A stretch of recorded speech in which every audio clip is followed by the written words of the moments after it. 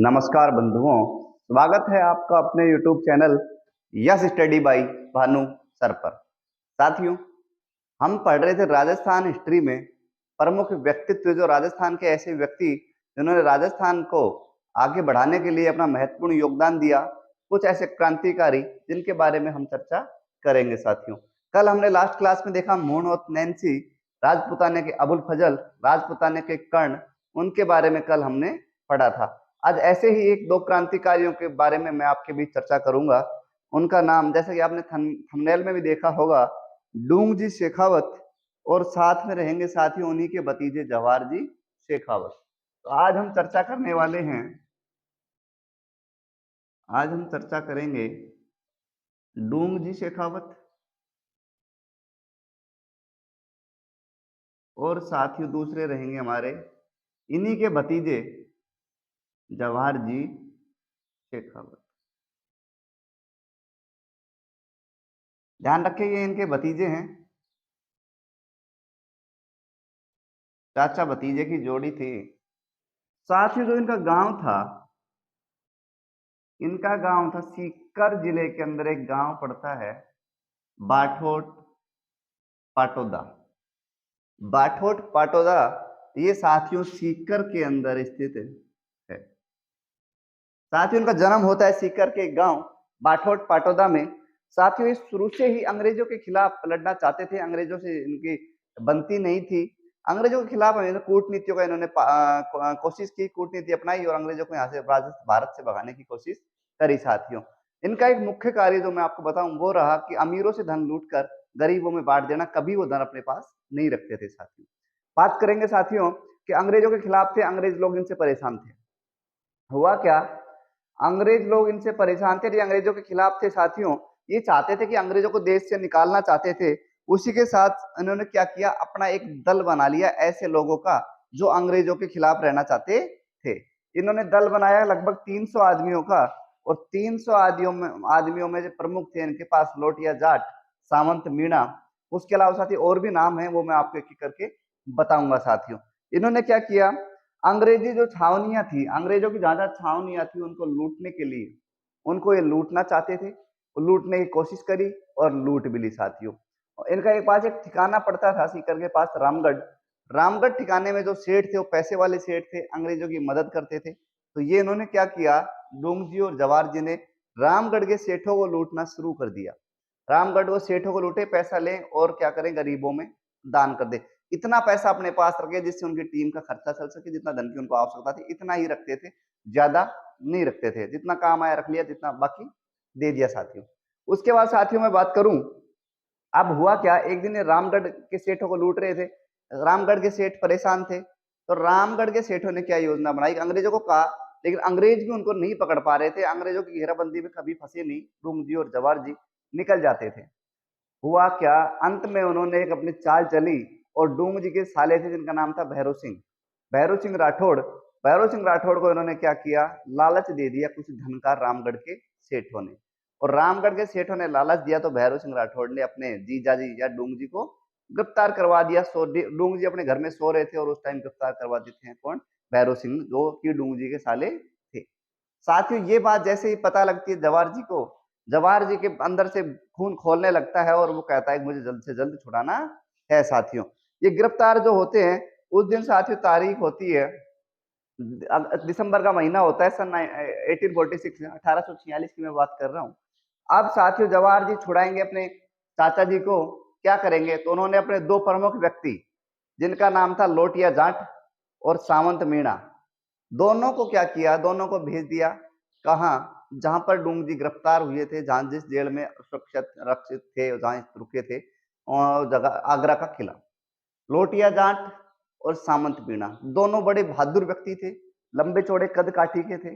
दोनों जाते हैं आगरा और पूरे जेल की रेकी करते हैं, पता लगाते हैं कैसे हम डूंगजी को बाहर निकाल सकते हैं। साथियों, जब वो 10 से 12 दिन वाले कर लेते हैं, उनकी पूरी जांच पूरी हो जाती है, तो राजस्थान संदेश भेजते हैं कि आ जाओ, यहाँ से हम डूंगजी को आसानी से निकाल सकते हैं। साथियों, डूंगजी जाते हैं दूल्हे के वेश में, दूल्हे के वेश में किसी व्यक्ति को लेकर 300 लोगों के साथ ये जाते हैं और आगरा का किला जिस पहाड़ी पर स्थित है उस किले पर अपना डेरा डाल देते हैं। अंग्रेज सैनिक वहां आते हैं, पूछते हैं तुम लोग कौन हो, क्या कर रहे हो?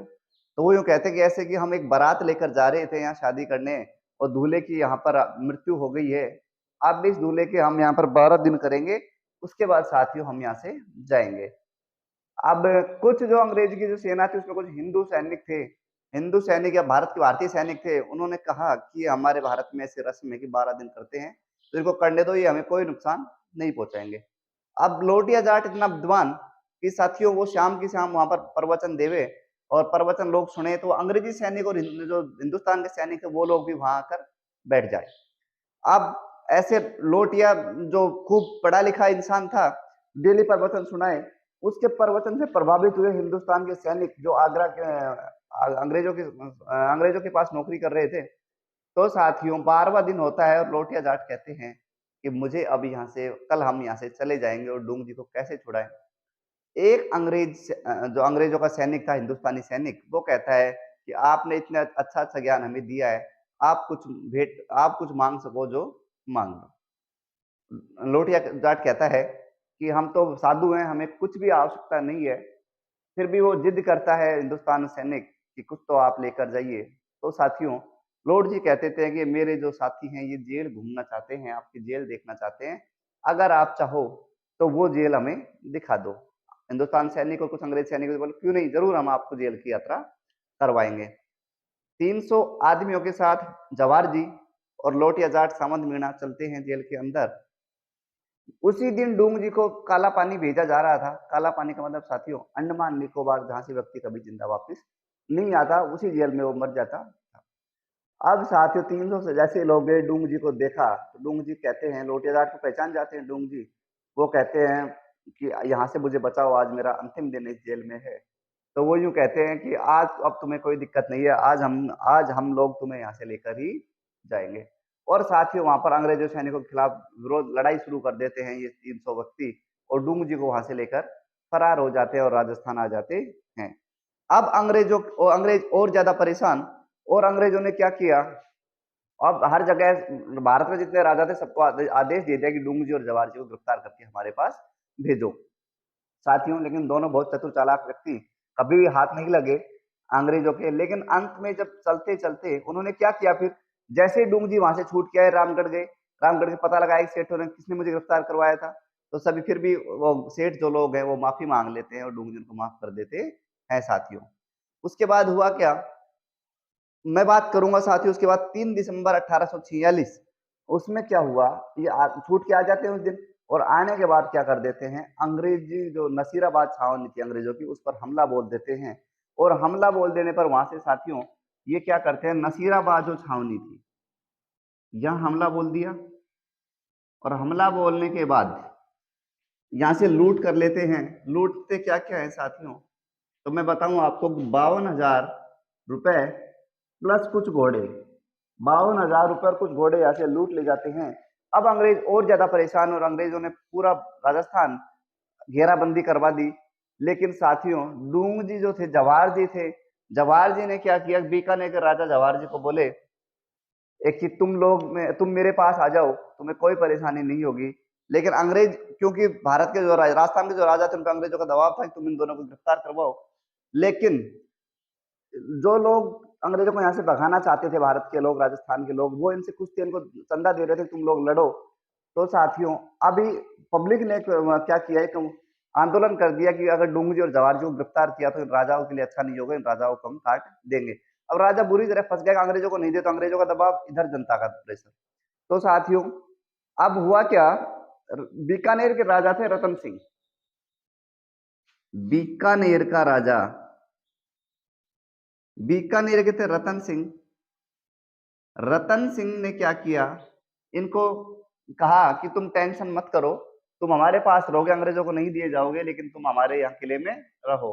तो कहा जाता है साथियों जवाहर सिंह जो थे, जवाहर सिंह जी शेखावत, जवाहर सिंह ने आत्मसमर्पण किया और रतन सिंह के किले में बीकानेर चले जाते हैं। उसके बाद साथियों डूंग जी क्या करते हैं, अंग्रेजों की घेराबंदी से निकलकर जैसलमेर पहुंच जाते हैं। लेकिन जैसलमेर पे उनका एक व्यक्ति था, उस पर विश्वास करके उन्होंने अपने आप को समर्पण कर दिया। जोधपुर के राजा थे तखत सिंह, जोधपुर के राजा थे तखत सिंह। अब तखत सिंह के पास चले जाते हैं कौन, डूंगजी। और डूंगजी को क्या करता है, तखत सिंह विश्वासघात करता है और डूंगजी को फिर से सौंप देता है, किसको, अंग्रेजों को। ये बात है साथियों जुलाई महीने की, जुलाई 1847। साथियों जुलाई 1847 को तखत सिंह फिर डूंगजी को सौंप देता है अंग्रेजों को। लेकिन वो जो जनता थी बहुत परेशान होती है, राजा को मारने तक की धमकी दे दी जाती है। तो उनके राजा के दबाव से अंग्रेज वापस सौंप देते हैं, अंग्रेज अंग्रेज किसको, डूंगजी को वापस तखत सिंह को सौंप देते हैं। और कहा जाता है कि लंबे टाइम तक तखत सिंह के पास रहते हैं डूंगजी। और साथियों कहा जाता है कि जोधपुर के किले में ही हमारे डूंगजी की मृत्यु हो जाती है साथियों।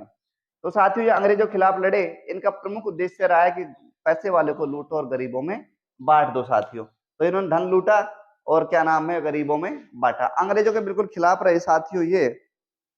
इनके हमेशा हौसले इनको पता था कि अंग्रेज सैनिक हमें पकड़ेंगे तो मार देंगे, लेकिन इनके हमेशा हौसले बुलंद रहे, कभी हारे नहीं। इनको पता था मरना एक दिन जरूर है, लेकिन कुछ देश के लिए करें। तो साथियों ये थे हमारे सीकर के शेखावत, लुंगजी और जवाहर जी दोनों।